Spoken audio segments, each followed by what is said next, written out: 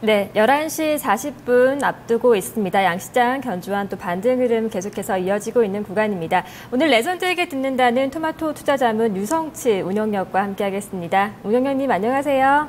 네, 안녕하세요. 반갑습니다. 네, 오늘 어떤 이야기로 한번 출발해 볼까요? 네, 일단 피트렌치에 대해서 제가 좀 말씀을 드리자면 최근에 우리 주식시장을 보면 상당히 변동성이 심한데요. 이제 대표적인 그런 이제 펀더멘탈리스트를 본다면 이제 오렌 버핏 같은 분이 계시고 그 이후로 이제 제가 뭐 피트렌치라든지 이런 분들이 이제 계신데요. 이분들의 특징은 뭐냐면 시장 상황에 대해서 별로 그렇게 신경을 쓰지 않았다는 겁니다. 뭐 시장이 급락하든 오르든 결국 이 사람들은 펀드를 운영하고 자산을 계속 투자를 해왔기 때문에 그 이기를 보통 기회로 삼았거든요. 네, 근데 오늘은 제가 시장 이야기를 좀 해드리려는 이유는 모든 것을 무시하고 하지는 않겠죠. 그래서 어떤 큰 흐름 자체는 우리가 이해를 하고 투자를 해야지 그 안에서 우리가 시장 주도주를 찾아낼 수 있는 것이고 단기적인 흐름보다는 좀 큰 흐름을 짚어드린다면 여러분들이 시장보다는 조금 더 그죠? 시장이 좀 빠질 때 덜 손해보고 시장이 오를 때는 또 더 크게 수익을 낼 수 있는 시장을 좀 초과할 수 있는 수익률을 낼 수 있는 그런 전략을 좀 제시해 드리려고 합니다. 일단 미국이 왜 금리를 동결했는가에 대해서 제가 좀 살펴보려고 하는데요. 이번에 좀 특이했던 상황은 뭐냐면 미 연준이 아주 처음인 것 같아요. 아주 유례 없이 이번에 언급했던 것이 뭐냐면 중국을 비롯한 글로벌 경기에 대해서 언급을 했거든요. 예전에는 독자적으로 미국의 경제 지표만 보고 자기들이 미국 금리의 방향을 결정을 했는데 이번에는 외부적인 요인, 중국 금융시장이 요새 힘들다. 글로벌 경기 회복이 예상보다는 빨리 이루어지지 않고 있다. 그러므로서 미국 경기도 지장을 받을 수가 있다. 이런 언급을 했거든요. 그러면서 금리 동결을 결정했습니다. 그러니까 상당히 큰 변화라고 생각해요. 예전에 미국이 어떤 이제 금리 저금리에서 본격적으로 금리를 정상화함에 있어서 우리나라 IMF 때도 그랬고요. 그 이후에 금융위기 때도 그랬고 어떤 그 주변국들을 신경 쓰면서 금리 정책을 결정한 적은 별로 없는 것 같아요. 네, 미국 경기가 회복되면 글로벌 경기가 회복된다 이런 공식처럼 받아들여졌고 그것이 통용이 됐는데 이번에는 미국이 중국이나 유럽이나 일본의 경기를 유심히 보면서 신경을 쓰고 있다는 뜻은 뭐냐면 그만큼 중국의 이상이 커졌다. 중국 경제의 규모가 너무 커졌다. 유로존의 규모가 엄청 커졌다. 미국만으로는 글로벌 경기를 이끌어갈 수 없다는 것을 반증해주는 대목이라 볼 수 있겠습니다. 그죠? 기초통화국은 돈을 풀므로써 자국 경제가 살아날 때까지 돈을 풀면 되는 거죠. 제로금리로. 그죠? 미국 국채를 발행하면 사주니까 중국이 사주고 우리나라 사주고 전 세계에서 달러나 국채를 사주니까 그냥 발행만 하면 되는 거죠. 그러면 경기 회복될 때까지 계속해서 발행해서 그 돈으로 충당하면서 경기 회복될 때까지 기다리면 되는 거죠. 얼마나 좋습니까? 해계면을 쥐고 있는 거죠. 근데 이제 우리나라 같은 경우는 그렇게 못하죠. 우리나라가 원화를 그렇게 많이 발행했다고 생각해 보세요. 원화 가치가 완전 휴지 조각이 돼버리죠.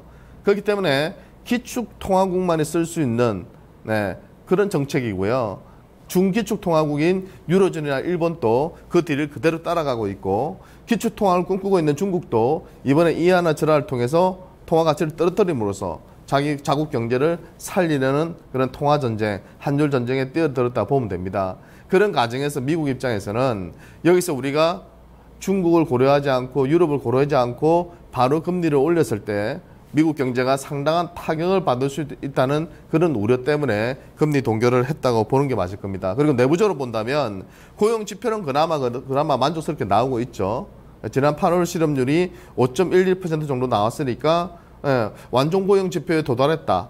그렇게 이제 봤던 것이고요. 대신에 그 나머지 인플레이션 지표라든지 최근에 나오는 제조업 지표라든지 이런 것들은 여전히 기대치를 밑돌고 있는 상황이라고 볼 수 있겠습니다. 그리고 미 연준 옐런 의장이 10월 금리 인상도 할 수 있다.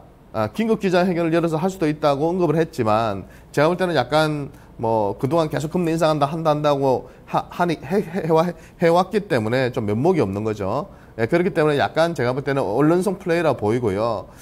실제로 그러면 10월 달에 좀 할 수 있는가를 본다면 현실적으로는 역시 12월 달이 유력하지 않나 생각이 듭니다.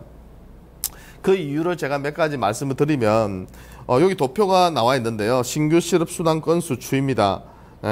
10월 금리 인상 가능성이 낮은 이유 해서 나와 있는 도표인데요. 최근에 보면 신규 실업수당 건수가 보면요. 조금씩 늘어나고 있어요.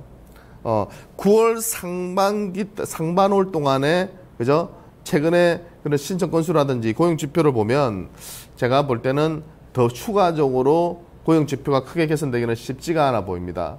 그렇기 때문에 아마 다음 달 초 되면 또 고용 지표 발표가 될 거예요. 거기에 따라서 아마도 미국이 금리 인상을 빨리 할 거냐 안 할 거냐가 또 결정될 수 있겠지만 현재로서는 고용 지표가 큰 도움을 주지는 못할 걸로 판단됩니다.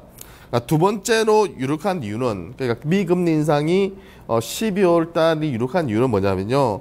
여기 나와 있는 물가지수입니다. 근원 물가지수가 있고 그냥 물가지수가 있는데요. 보통은 우리가 근원 물가지수를 많이 봅니다. 그 뒤에 있는 코어, PC라는 것인데요. 여기 보시면 2%가 인플레이션 목표치입니다. 미 연준이 제시한 2%의 목표치인데요. 여기 보시면은 최근 들어서 금융위기 이후로 한 번도 2%를 넘어선 적이 없죠. 그죠? 넘어선 적이 없고 최근에는 1.2%까지 떨어졌습니다. 그 말 뜻은 뭐냐? 돈을 엄청나게 풀었죠, 그동안. 제로 금리를 통해서, 그죠? 국채 발행을 통해서, 달러 발행을 통해서 돈을 엄청나게 유동성을 공급했음에도 불구하고 그 돈이 어떻게 되는 거죠? 시중에서 돌지가 않고 있다는 거죠. 시중에 나가서 물건을 사고요. 그럼으로써 이 물가가 올라야 되는데, 그죠? 인플레이션 발생이 돼야 되는데 그렇게 발생이 되고 있지 않다는 거죠. 통화가 많이 풀리게 되면 당연히 물건 가격이 올라가야 되거든요. 그럼에도 불구하고 그 돈이 어떻게 다시 미 연준으로 돌아와 버리는 거죠. 준비금으로 돌아와 버리고 그 몇 퍼센트 안 되는 0. 몇 %의 이자를 받아먹기 위해서 돌아와 버린다는 거죠. 왜? 기업들을 투자 적극적으로 안 하고, 그죠? 소비 적극적으로 안 하다 보니까 이런 현상이 빚어지는 거죠. 실제로는 돈이 안 들고 있는 거죠. 그러다 보니까 이 부분을 또 무시할 수가 없는 거죠. 그렇다면은 미국 입장에서는, 그죠? 갑자기 어떤 급격한 고용 지표 개선이나, 그죠? 인플레이션 지표의 개선이 나타나지 않고서는 10월 달에 갑자기 특별 기자회견 열어가지고 올리기에는 근거가 좀 떨어진다. 그러므로서 한다면 12월 달이 유력할 가능성이 높다.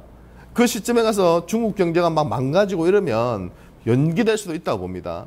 하지만 그런 상황까지는 지금 치닫지 않을 걸로 판단되기 때문에 미금리 인상은 일단 12월 달이 유력하게 될 수 있고요. 그 말 뜻은 12월 달부터 이제 미국 경제가 어느 정도 안정권에 들어가고, 그죠? 중국 경기가 어느 정도 폭락하는 흐름이 좀 진정이 된다면 그 시점부터 돈을 이제는 조금씩 걷어들이겠다는 거죠. 그럼 유동성 장세에서 주식시장은 어떻게 되겠어요? 유동성 장세에서 본격적으로 실적주 위주로 오를 수밖에 없는 실적 장세로 진행이 될 가능성이 상당히 높은 시기가 도래하고 있다고 봅니다. 단지 이번 미 금리 동결로 그 시기가 약간은 지금은 딜레이 되고 있다. 지연되고 있다. 그죠? 12월 달에 금리 인상을 한다면 이제 그 시점 전후로 해서는 분명히 유동성에서 실적 장세로 넘어가는 그런 시점이 도래할 것으로 보이고 있고 지금 또 서서히 그런 흐름으로 이어지고 있는 것 같습니다. 자, 미 금리 동결에 따른 투자 전략을 제가 좀 제시를 해드리면요. 미 금리 인상 시 글로벌 경기 회복 기대감에 따른 경기 민감 대형주들의 강세가 예상이 됐던 게 사실이에요. 보통은 전통적인 그런 경기 사이클상으로 본다면 이런 식이잖아요. 이렇게 올랐다 내렸다 제가 왼손으로 하기 잘 안 되는데요. 올랐다 내렸다 이런 식으로 경기가 순환을 하거든요. 그죠? 그래서 성숙기로 들어갔다가 또 쇠퇴기로 들어갔다가 또 올라갔다가 이런 식의 파동을 그리면서 경기가 그동안에 해왔는데 문제는 이제 이런 전통적인 경기 순환 사이클이 조금씩 망가지고 있다는 거죠.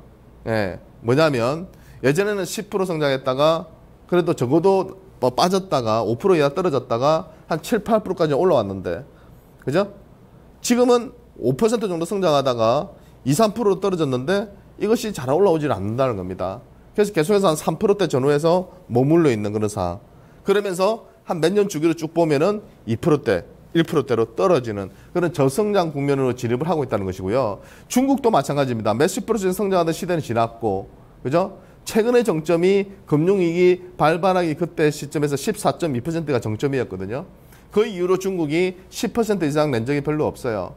예, 금융위기 때 이게가 도래하니까 돈을 풀어가지고 10% 이상을 한번 맞췄지만 그 이후로는 9%, 8%, 지금은 7%대도 이업을 하고 있거든요. 그러니까 중국도 훨씬 우리보다는 고성장이긴 하지만, 그죠? 시간이 지나면 지날수록 성장률이 떨어지는 그런 구간으로 간다는 거죠. 네, 그렇기 때문에 예전 같았으면 미국의 금리 인상이 바로 글로벌 경기의 회복, 그리고 경기 민감 대형주들의 순환 사이클상으로 실적이 턴어라운드하는 구간이기 때문에 몇 년간 그 시세가 크게 분출하는 거죠. 조선이나 화학이나 철강이나 기계나 뭐 이런 기업도 투자해 보시면 아시겠지만 몇 년 엄청난 시세를 분출하고 또 몇 년은 반토막 나는 경기 순환주들이 그래서 무서운 거죠. 그러니까 일반적인 투자자분들은 그런 경기 순환주들이 좋다고 하거든요. 대형주니까 마음이 편하다고 생각하세요. 네. 물론 좋은 시절이 있었죠. 고성장 시대에는. 그렇지만 지금 시대에는 상당히 어려운 종목이죠. 워렌 버핏도 그랬고요. 특히 피터 린치는 그런 말을 했거든요. 내가 투자를 함에 있어서 경기 순환주는 정말 어렵다. 웬만한 전문가가 아니고서는 피터 린치는 경기 순환주를 손을 대지 말라고 했어요. 왜? 그 경기 순환의 사이클을 찾아내기가 너무 어렵다는 거죠. 여기가 바닥이다 싶어서 들어갔는데 또 좀 오르는 척 하다가 또 무너져 버리고 또 오르는 척 하다가 무너져 버리고 그런 식으로 조선주들이 반에 반토막이 나왔던 거거든요. 네. 그러니까 올라갈 때는 또 나중에는 엄청 무섭게 올라가죠. 왜? 턴어라운드를 하기 시작하면 또 몇 년은 수익을 많이 내니까. 근데 문제가 뭐냐? 이제는 몇 년 수익을 많이 내는 구간이 계속 짧아진다는 거예요.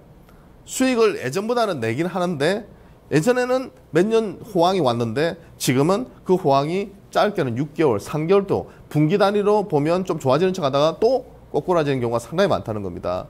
그걸 우리가 조심해야 된다는 거죠. 그렇기 때문에 지금 시점에서는 대형주 장세를 준비하는 단계라고 보시면 될 것 같아요. 아무리 사이클이 짧다고 하더라도 분명히 그 구간은 들어오겠죠. 많이 빠진 업종이나 종목들 위주로 해서는 경기 민감 대형주들도 분명히 중국에 관련한 그런 굴뚝주들도 분명히 오르는 구간이 온다 보고 있고 이미 진행이 되고 있다 보고 있는데요. 예전같이 생각해서는 안 된다. 예전처럼 몇 년 호황이 들어온다고 생각하시면 절대 안 되고요. 상당히 짧을 가능성이 높기 때문에 거기에 대비해야 된다. 큰 흐름 자체는 만성적인 저성장 국면에 빠져 있는 것이고 그렇다면 결국에는 장기적으로 봤을 때는 꾸준하게 갈 수 있는 쪽은 역시 트렌드에 맞는 고성장주들, 그죠? 배당주들, 뭐 이런 유의 기업들이 오히려 필수 소비재 같은 경기 방어주들, 이런 쪽이 저성장의 트렌드에 맞는 그런 기업이 될 가능성이 높다고 봅니다. 미금리 동결이 한마디로 말하면 이런 거죠. 글로벌 경기 회복이 여전히 불투명하다는 신호를 또 제시한 겁니다. 예. 그러면 당분간은 제 생각에 코스피 쪽이 강하게 치고 나갈 그런 조건은 안 된다고 봐요. 결국은 미국 금리 인상이 돼야 돼요. 그래 불확실성이 해소되고 글로벌 경기가 회복된다는 신호를 줄 때 그때 대형주가 본격적으로 움직일 것 같고요. 당분간은 오히려 낙폭이 좀 심했던 코스닥 시장 위주로 종목 장세가 펼쳐질 가능성이 높다 이렇게 보이고요. 그다음에 경기 민감주보다는 개인적으로는 미국이 금리 인상하기 전까지는 한 지금 10월 달에서 11월 달 정도는 경기 방어주나 배당주 쪽이 좀 더 유리한 가능성이 있다 봅니다. 그리고 12월 근처 갔을 때 미국이 이제 금리 인상을 하겠구나 할 때 그때 시점에서는 다시 경기와 민감하게 반응하는 그런 대형주 쪽으로 관심을 좀 두시면 좋으실 것 같고요. 아까 말씀드린 대로 전통적인 경기 순환 사이클상으로 보면 턴어라운드 가치주들이 올라가야 되는 자리예요. 근데 지금 미국을 제외하고는 글로벌 경기가 본격적으로 회복이 안 된다는 신호를 계속 주고 있기 때문에 그죠? 당분간은 저성장에 강한 납폭과대주 성장주들 위주로 여러분들이 좀 관심을 두셔도 되고 좀 많이 빠진 기업들도 괜찮은 것 같아요. 최근에는 뭐 화장품 쪽도 상당히 고평가라는 논란과 함께 많이 빠졌지만 실제로는 실적이 나오고 있거든요. 아모레퍼시픽을 비롯해서. 그래서 화장품 쪽이라든지 헬스케어 쪽에서도 괜찮은 기업들이 있어요. 움직임이 좋은 기업들 몇 개를 말씀을 드리면 의료기기 쪽에서는 아이센스 같은 기업도 상당히 매력적인 기업들이거든요. 이런 기업들도 여러분들이 꾸준히 한번 관심 있게 보시면 될 것 같고요. 자, 그리고 미금리 인상 단행 이후 결국 어떻게 된다? 아까 설명드렸죠. 유동성 장세에서 실적 장세로 넘어갈 거예요. 네, 이것은 제 판단에 가치주고 성장주고 경기 민감이고 경기 방어고 상관없이 트렌드 자체가 실적으로 공통점을 찾아 나갈 걸로 보입니다. 왜? 그동안은 돈의 힘으로 10종목 중에서 한 7, 8종목이 올랐다면, 그죠? 뭐 그 정도도 안 올랐지만 절반 올랐다면 이제부터는 그 유동성이 계속 줄어드는 거죠. 미국이 금리 인상한다는 것은. 하지만 글로벌 경기가 회복되면서 실적이 좋아지는 기업들이 나타난다면 그 종목들이 결국은 시장을 주도할 수밖에 없어요. 특히 지금이 9월이고 또 10월, 11월 달이 어닝 시즌이기 때문에 3분기 실적이 좋아질 수 있는 기업 위주로 포트를 좀 압축하신다면 시장 대비해서는 상당히 차별화된 그런 성과를 낼 수 있을 거라고 봅니다. 그러니까 현 구간은 아까도 말씀드린 것처럼 전환 과정에서의 가동이다. 그래서 이쪽이 올랐다가 또 그 다음날에 또 이쪽이 올랐다가 성격이 불투명한 그런 상태지만 조금씩 미금리 인상 시점이 다가올수록 경기 순환 사이클에 맞는 그런 민감주들이 조금 더 주도할 가능성이 높다. 그렇기 때문에 지금부터 미리 준비하자. 실적주 위주로 관심을 두시고 투자를 해 나가신다면 시장 상황이 어떻게 변화하든 간에 충분히 이겨낼 수 있을 거라 생각됩니다. 감사합니다. 네, 오늘 말씀 잘 들었습니다. 레전드에게 듣는다 유성치 운용력이었습니다. 시장 플러스권 움직임입니다. 코스닥이 조금은 더 탄력적인데요. 오후장 앞두고 코스닥 정보 보안주들의 움직임 상당히 탄력적이네요. 이니텍 상한가로 올랐고요. 라운스키오도 21%대 강세권의 움직임입니다. 오후장도 종목별 전략 잘 세우시기 바랄게요. 내일 마켓 2막 1장으로 돌아오겠습니다. 고맙습니다.